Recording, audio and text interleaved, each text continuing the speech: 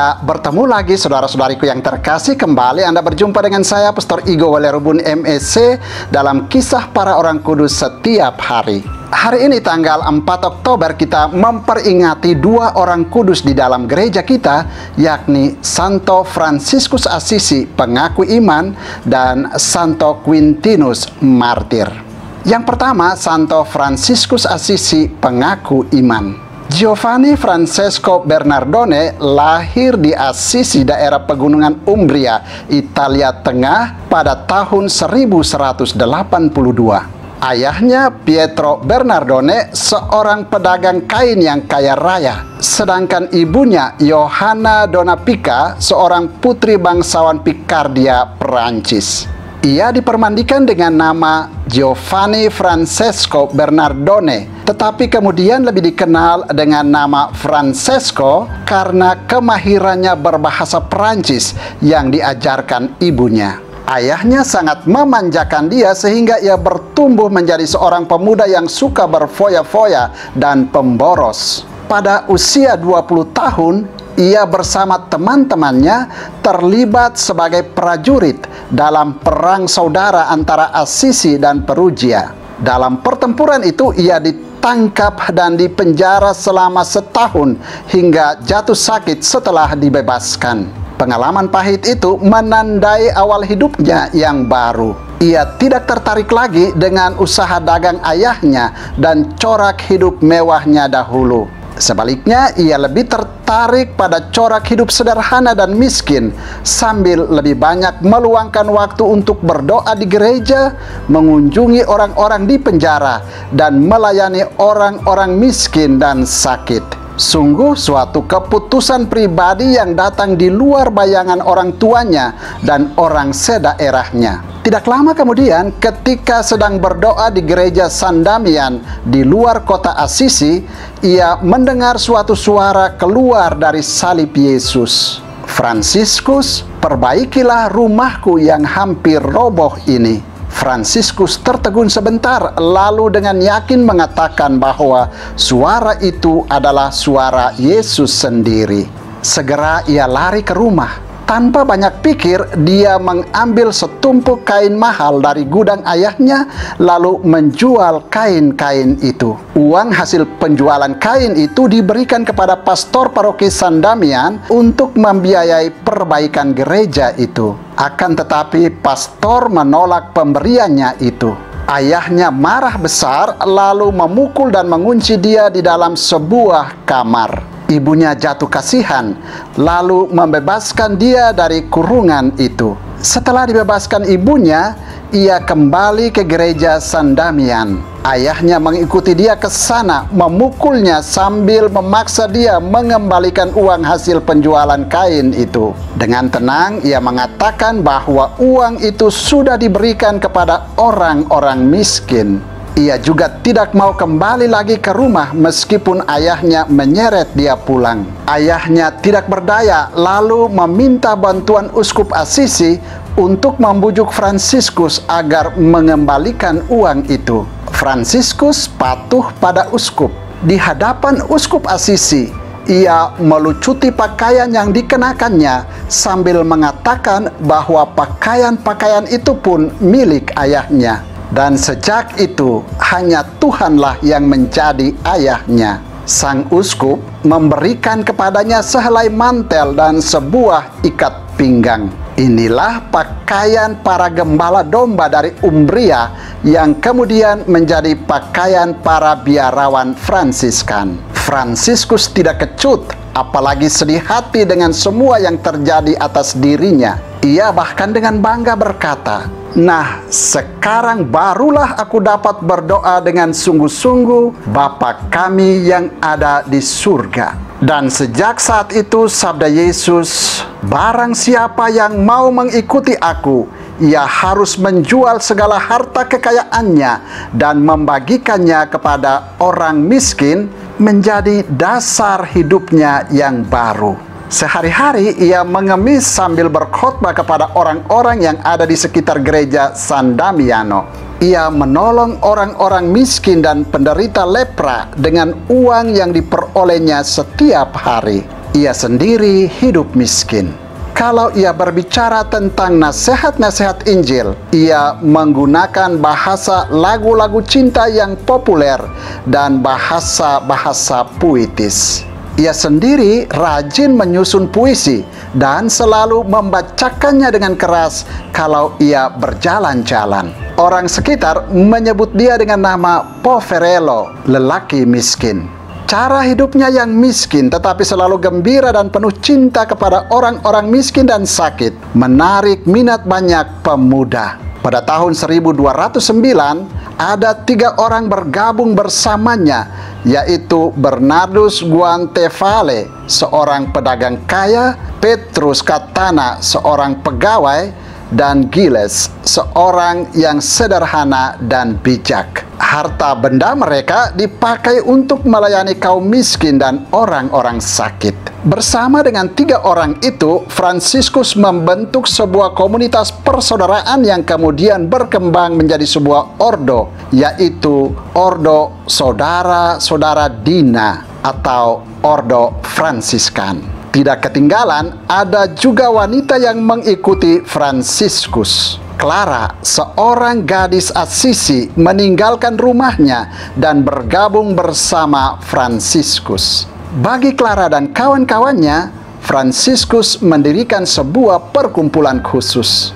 Itulah awal dari kongregasi suster-suster Fransiskan atau Ordo Kedua Fransiskan. Fransiskus ditabiskan menjadi diakon dan mau tetap menjadi seorang diakon sampai mati. Ia tidak mau ditabiskan menjadi imam. Lebih dari orang-orang lain, Fransiskus berusaha hidup menyerupai Kristus. Ia menekankan kemiskinan absolut bagi para pengikutnya waktu itu. Sebagai tambahan pada kaul kemiskinan, kemurnian, dan ketaatan, ia menekankan juga penghayatan semangat cinta persaudaraan dan kesederhanaan hidup. Ordo Benediktin yang sudah lama berdiri memberi mereka sebidang tanah. Demi sahnya komunitas yang dia bentuk dan aturan hidup yang dia susun, ia berangkat ke Roma pada tahun 1210 untuk meminta restu dari Paus Innocentius III. Mulanya Paus menolak. Akan tetapi pada suatu malam dalam mimpinya, Paus melihat tembok-tembok Basilika Santo Yohanes Lateran berguncang dan Fransiskus sendiri menopang basilika itu dengan bahunya. Pada waktu pagi, tanpa banyak bicara, Paus langsung memberikan restu kepada Fransiskus. Lagi-lagi Ordo Benediktin menunjukkan perhatiannya kepada Fransiskus dan kawan-kawannya. Kapela Maria Ratu Para Malaikat di Portiuncula milik para rahib Benediktin kira-kira 2 mil jauhnya dari kota Assisi diserahkan kepada Fransiskus oleh Abbas Ordo Benediktin. Fransiskus gembira sekali. Ia mulai mendirikan pondok-pondok kecil dari kayu di sekitar kapela itu sebagai tempat tinggal mereka yang pertama. Kemudian Ciusi, seorang tuan tanah di daerah itu, memberikan kepadanya sebidang tanah di atas bukit Laverna di bilangan bukit-bukit Tuscan. Laverna kemudian dijadikannya sebagai tempat berdoa dan bermeditasi. Semangat kerasulannya mulai membara dari hari ke hari. Dalam hatinya mulai tumbuh keinginan besar untuk mempertobatkan orang-orang Muslim di belahan dunia timur. Ia mulai menyusun rencana perjalanan ke timur. Pada musim gugur tahun 1212, ia bersama seorang kawannya berangkat ke Syria. Akan tetapi nasib sial menghadang mereka di tengah perjalanan. Kapal yang mereka tumpangi karam dan mereka terpaksa kembali lagi ke Italia. Namun ia tidak putus asa. Ia mencoba lagi dan kali ini ia mau pergi ke Maroko melalui Spanyol.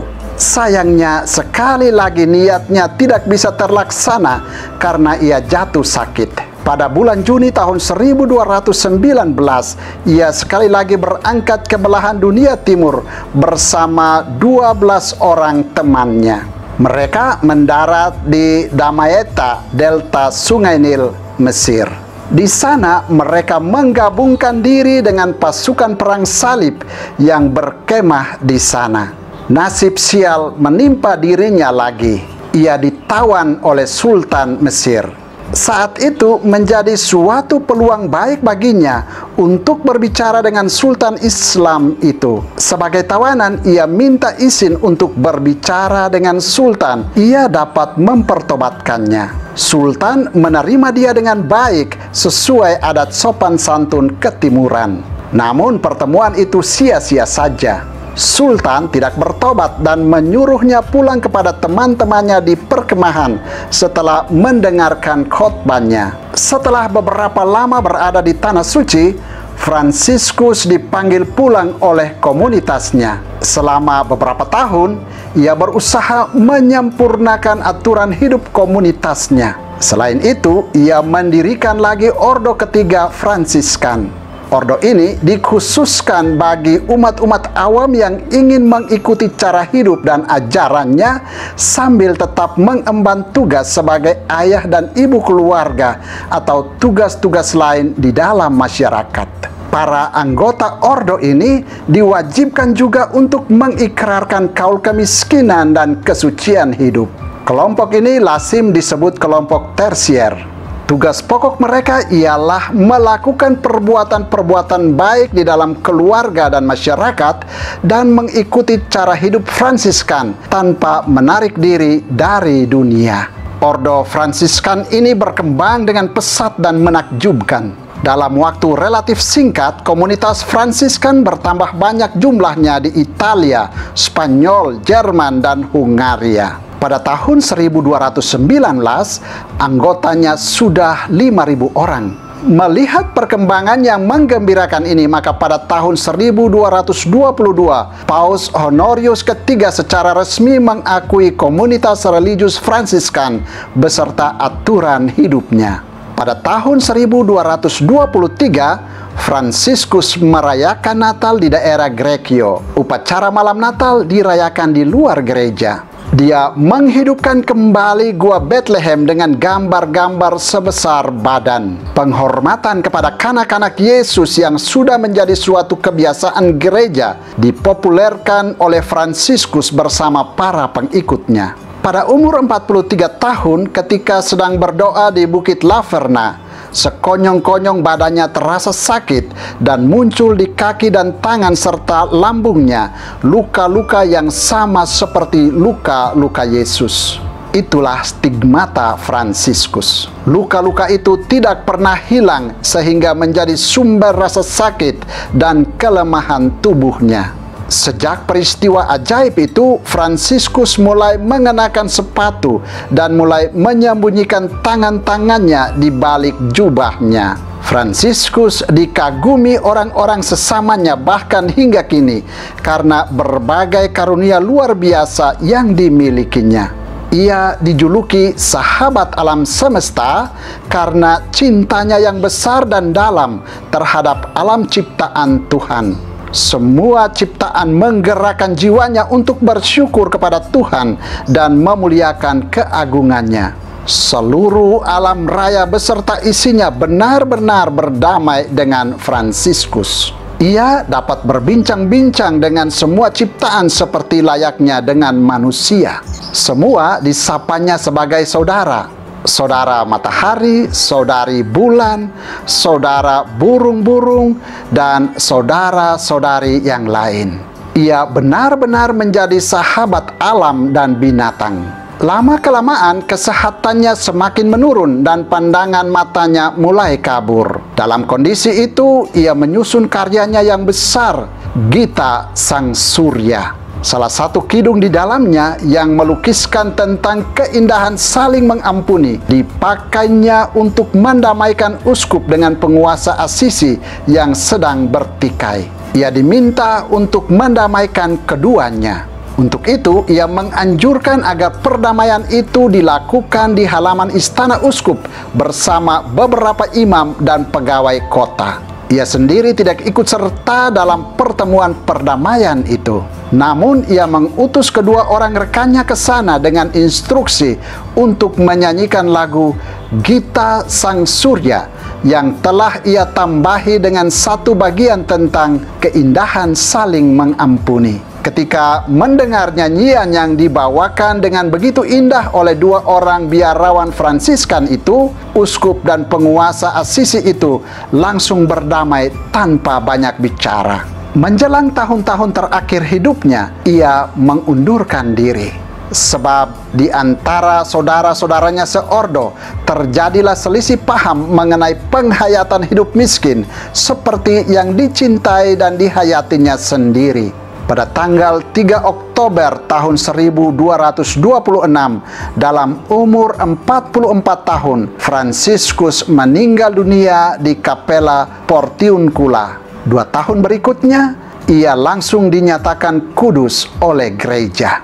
Fransiskus adalah orang kudus besar yang dikagumi gereja dan seluruh umat hingga kini. Kebesarannya terletak pada 2 hal berikut: kegembiraannya dalam hidup yang sederhana, menderita lapar dan sakit, dan pada cintanya yang merangkul seluruh ciptaan. Ketika gereja menjadi lemah dan sakit karena lebih tergiur dengan kekayaan dan kekuasaan duniawi, Fransiskus menunjukkan kembali kekayaan iman Kristen dengan menghayati sungguh-sungguh nasihat-nasihat dan cita-cita Injil yang asli, kerendahan hati, kemiskinan, dan cinta. Orang kudus kedua yang juga kita peringati pada tanggal 4 Oktober yakni Santo Quintinus Martir. Tidak banyak cerita tentang kehidupan masa muda Quintinus. Yang diketahui hanyalah bahwa Quintinus yang disebut juga Quentin merupakan seorang martir abad ketiga yang dibunuh karena giat mewartakan Injil kepada orang-orang kafir. Menurut legenda, ia bersama Santo Lucianus dari Beauvais berangkat dari Roma ke Perancis untuk mewartakan Injil di sana. Sesampai di Perancis, mereka berpisah di kota Amiens. Quintinus tetap tinggal di Amiens dan giat mewartakan Injil kepada penduduk kota itu.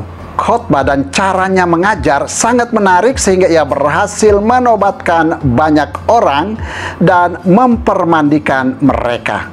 Akan tetapi keberhasilannya itu menyebabkan ketidakpuasan penguasa setempat. Ia ditangkap lalu dipenjarakan. Konon ia dibebaskan secara ajaib oleh seorang malaikat Tuhan dan kembali giat mengajar para pengikutnya. Beberapa hari kemudian ia ditangkap lagi dan dibawa ke kota yang sekarang dinamakan kota Saint-Quentin, Perancis. Di sana kepalanya dipenggal pada tahun 570.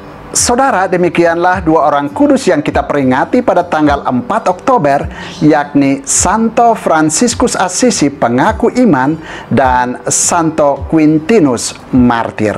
Santo Fransiskus dari Assisi dan Santo Quintinus, doakanlah kami. Tuhan memberkati.